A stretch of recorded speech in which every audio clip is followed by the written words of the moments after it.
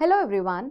सो recently RJD leader Tej Pratap Yadav की Holi party में एक ऐसा इंसिडेंट हुआ जिसकी वजह से कंट्रोवर्सी छिड़ गई और ये एक डिस्कशन का मुद्दा बन गया।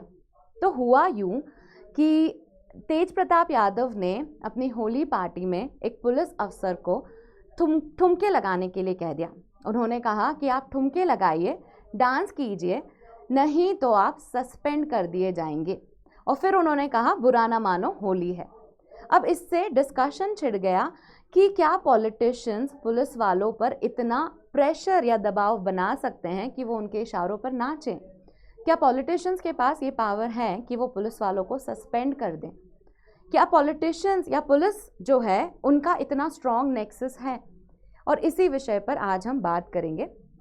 जो कंट्रोवर्सी है वो यही है और इससे एक डिस्कशन छिड़ रहा है कि पॉलिटिसाइजेशन ऑफ पुलिस कितना वाइडर इशू है। मैं आपको याद भी दिलाना चाहूँगी कि बिहार 2025 में इलेक्शन करने वाला है, तो उसको लेके भी बहुत सारे पॉलिटिशियंस इस किस्से को हाईलाइट कर रहे हैं कि क्या जंगल राज आने वाला है बिहार में, या फिर पूरा पॉलिटिसाइजेशन है, बयानबाजी चल रही है। पर वो हमारा मुद्दा नहीं है। हम बात कर रहे हैं कि पुलिस को क्या चैलेंजेस हैं, पॉलिटिसाइजेशन ऑफ पुलिस कितना ग्रेव प्रॉब्लम है। सो हेलो एवरीवन, मेरा नाम मोनिका है और लेट्स क्रैक यूपीएससी सीएसई में आपका स्वागत है। हम टॉपिक पे आगे बढ़ें उसके पहले मेरे पास एक अनाउंसमेंट है। अनअकैडमी का स्कॉलरशिप टेस्ट 23 मार्च को होने वाला है और इस स्कॉलरशिप टेस्ट में पहली बार हम 100% स्कॉलरशिप दे रहे हैं। तो आप इस टेस्ट में एनरोल करते हैं और अगर अच्छा परफॉर्म करते हैं तो आपको 100% तक स्कॉलरशिप मिल सकती है। और साथ में दूसरे रिवॉर्ड्स भी हैं, जैसे आईपीएल की tickets, iPad, Samsung tablet, smart watch etcetera. इसमें रजिस्टर करने के लिए आप मेरा कोड MM05 का इस्तेमाल कर सकते हैं। हमारा प्रीलिम्स को लेके क्रैश कोर्स भी चल रहा है। अगर आप 2025 का प्रीलिम्स दे रहे हैं तो ये क्रैश कोर्स आपकी मदद कर सकता है आपकी तैयारी में। ये जनरल स्टडीज़ और सीसैट दोनों के लिए है और अगर आप प्रीलिम्स क्लियर कर देते हैं इसकी मदद से तो आपको मेंस का कोर्स भी हम फ्री में दे देंगे। कोड वही है MM05। हमारी जनरल स्टडीज़ की बैचेस भी हैं। आप अपने टारगेट ईयर और भाषा के हिसाब से इन बैचेस में भी एनरोल कर सकते हैं। इग्नाइट बैच है जिसमें टारगेट ईयर देखिए आप यहाँ लिखा हुआ है सबका। 2026 के लिए टारगेट ईयर में हमारे पास इग्नाइट आरंभ और प्रारंभ बैच है।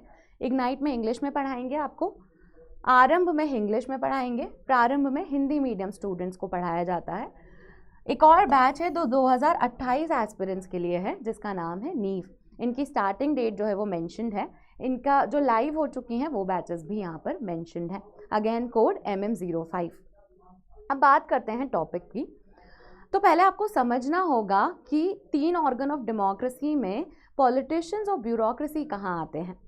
तो देखिए, डेमोक्रेसी के 3 ऑर्गन्स हैं, लेजिस्लेचर, एग्जीक्यूटिव और जुडिशरी।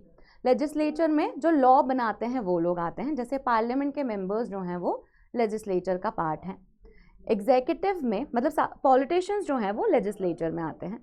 एग्जीक्यूटिव में जो गवर्नमेंट बनाते हैं वो आते हैं। तो जैसे चीफ मिनिस्टर हो गए, प्राइम मिनिस्टर हो गए, काउंसिल ऑफ मिनिस्टर्स हो गए, ये सब एग्जीक्यूटिव का पार्ट है। जुडिशरी तो हमें पता ही है, जजेस जो हैं वो जुडिशरी में आते हैं। अब एग्जीक्यूटिव में सिर्फ यही लोग नहीं आते हैं। जो पॉलिटिशियंस की हमने बात की, जो ऑफिसर्स की हमने बात की, सिर्फ वही लोग एग्जीक्यूटिव में नहीं आते हैं। एग्जीक्यूटिव की 2 ब्रांचेस हैं बेसिकली, एक टेम्पररी एग्जीक्यूटिव और दूसरा परमानेंट एग्जीक्यूटिव। टेम्पररी एग्जीक्यूटिव जो टेम्पररीली ऑफिस होल्ड करते हैं, जैसे कि chief minister, prime minister. Temporarily इसलिए क्योंकि जनता इन्हें इलेक्ट करके भेजती है और जनता की इच्छा के हिसाब से ये पावर होल्ड करते हैं। तो कुछ साल में फिर जनता बदल भी सकती है, ये इसीलिए इन्हें टेम्पररी एग्जीक्यूटिव कहा जाता है। परमानेंट एग्जीक्यूटिव जो हैं वो इलेक्ट होकर नहीं आते हैं, वो अपनी काबिलियत के दम पे, अपनी स्किल के बेसिस पे, अपने मेरिट के बेसिस पे आते हैं। तो यहाँ पर ये कहीं ना कहीं परमानेंटली ऑफिस होल्ड करते हैं। मतलब कि पॉलिटिशियंस आएंगे जाएंगे, सरकारें आएंगी गिरेंगी, पर परमानेंट एग्जीक्यूटिव जो हैं ये रहते हैं। इसमें आती है हमारी ब्यूरोक्रेसी। IAS, IPS, IFS, ये सब लोग जो हैं वो परमानेंट एग्जीक्यूटिव की कैटेगरी में आते हैं। अब जो पॉलिटिशियंस हैं वो कहीं ना कहीं ये ब्यूरोक्रेसी को इन्फ्लुएंस करते हैं अपने पैसों के दम पे, अपनी मसल पावर से, अपने दमखम से और फोर्स से प्रेशराइज करके ये ब्यूरोक्रेसी को इन्फ्लुएंस करते हैं और अपनी बात मनवा लेते हैं। कैसे मनवा लेते हैं? पुलिस वालों पे भी वही दबाव का इंसिडेंट हमें देखने को मिला, जिसमें पुलिस वाले जो हैं वो पॉलिटिशियंस के इशारों पर नाच रहे हैं और जैसा पॉलिटिशियन कह रहे हैं वैसा वो करते जा रहे हैं। अब पॉलिटिशियंस क्या क्या कह सकते हैं? तो ये पॉलिटिकल इंटरफेरेंस बहुत तरह का हो सकता है। इसमें से कुछ मैंने लिस्ट कर दिए हैं कि वो अपने डिसीजंस पुलिस वालों से लिवा दें, सबूतों को मिटवा दें, कुछ और दूसरे बयान लिखवा दें, ये सब चीज़ें वो कर सकते हैं। इसमें एक और चीज़ लिखी है, केस प्रायोरिटाइजेशन। अपना केस पहले करा लें, दूसरे केसेस को प्रायोरिटी ना दें, ऐसी भी चीज़ें वो करा सकते हैं। तो बेसिकली पॉलिटिशियंस जो हैं वो पुलिस को बहुत तरह से आर्म ट्विस्ट कर सकते हैं। ये है यहाँ पर, ठीक है, ऐसा हमें देखने को भी मिलता है। इसमें आपको कोई भी ताज्जुब नहीं हो रहा होगा। पर अब बात करते हैं कि इससे होता क्या है। जब ऐसे इंसिडेंट्स सामने आते हैं तो कहीं ना कहीं लोगों का विश्वास जो है पूरे सिस्टम में कम हो जाता है। जब हम ऐसे इंसिडेंसेस देखते हैं तो हमें लगता है कि पुलिस वाले तो लॉ जो तोड़ते हैं उन्हें जेल में जाने के लिए हैं, पर अगर वो ही अपना काम ईमानदारी से नहीं कर रहे हैं तो वो किसके पास जाएंगे सुनवाई के लिए? तो यहाँ पे कहीं ना कहीं हमें रूल ऑफ लॉ वीकन होते हुए दिखता है। रूल ऑफ लॉ में क्या होता है कि किसी के पास भी एक्स्ट्रा ऑर्डिनरी पावर नहीं है, जो लॉ में लिखा है सब कुछ वैसा ही फॉलो होगा, कोई भी प्रिविलेजेस के साथ नहीं है। तो ये जो चीज़ है ये कहीं ना कहीं थ्रेटन होती हुई दिखती है। फिर लोगों का जो विश्वास है इस सिस्टम में वो कमज़ोर हो जाता है। फिर वो पुलिस के पास कंप्लेंट लिखाने नहीं जाते हैं। क्यों नहीं जाते? क्योंकि पता है सुनवाई ही नहीं होगी। तो ये प्रॉब्लम्स हैं जब ऐसे इंसिडेंसेस सामने आते हैं तो। और इनसे जो रीजंस हैं कि क्या कारण है कि पुलिस वाले जो हैं इतना ज़्यादा पॉलिटिकली इन्फ्लुएंस्ड हैं या फिर इतने पॉलिटिकल प्रेशर में हैं, उसके कारण क्या हैं? तो बहुत सारे कारण हैं उसके। देखिए, इनके पास कोई प्रॉपर टेन्योर नहीं है, एक फिक्स्ड टेन्योर नहीं है, जिसके कारण इन्हें सेफ्टी ऑफ टेन्योर का जो चैलेंज है वो है कि हर स्टेट में जो है ये प्रॉब्लम देखने को मिलती है और उसकी वजह से एक सेफ्टी और सिक्योरिटी के लिए वो किसी पॉलिटिशियन की शरण ले लेते हैं।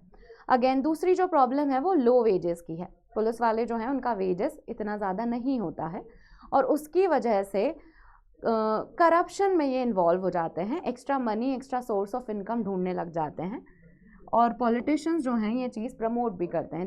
जिसका ईमान बिकाऊ हो तो वो तो कोई भी चीज़ करने को तैयार हो जाएगा। तो अगर आप कोई बुरा काम कर रहे हैं तो आपको ऐसे ही तो लोग चाहिए होंगे। प्यूनिटिव मेजर्स जो हैं, जैसे अगर ईमानदारी करी तो उसके लिए पनिशमेंट मिल सकता है, अगर किसी पॉलिटिशियन की बात नहीं मानी तो उसके लिए पनिशमेंट मिल सकता है। पनिशमेंट कैसा? सस्पेंड हो सकते हैं, डिसमिस हो सकते हैं, ऐसी जगह ट्रांसफ़र मिल सकता है जो आपको पसंद नहीं है, परिवार से दूर कर दे।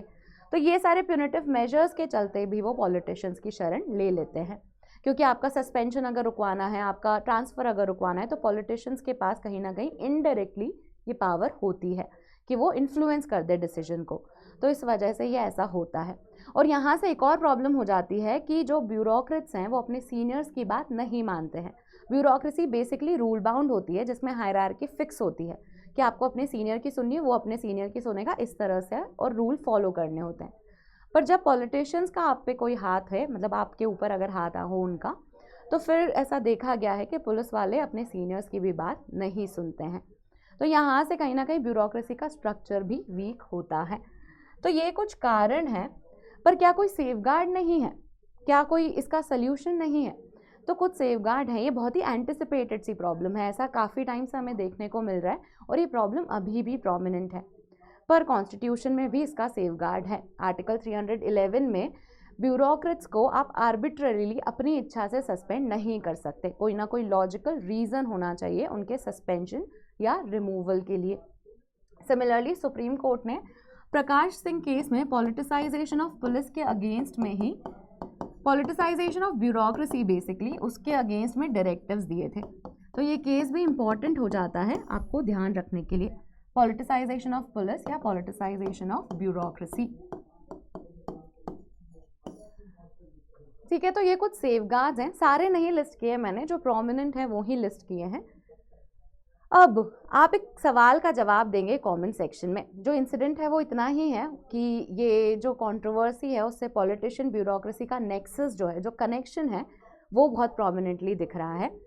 और उसको लेकर जो सेफगार्ड्स हैं वो तो हमें दिख रहे हैं, पर ऑन पेपर सिचुएशन कुछ और होती है। सेफगार्ड्स जो है वो इतना इफेक्टिवली इम्प्लीमेंट नहीं है, ग्राउंड पे सिचुएशन कुछ और ही देखने को मिलती है।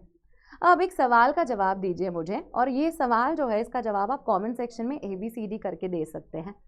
तो under which list of the 7th schedule of the Indian constitution does the Delhi police fall? Delhi police जो है 7th शेड्यूल में कौन सी लिस्ट में आती है? State list, union list, concurrent list या रेसिडोरी लिस्ट? अब आपको पता होगा कि ऐसी कोई लिस्ट तो है ही नहीं इंडिया में, तो ये ऑप्शन आप एलिमिनेट कर सकते हैं।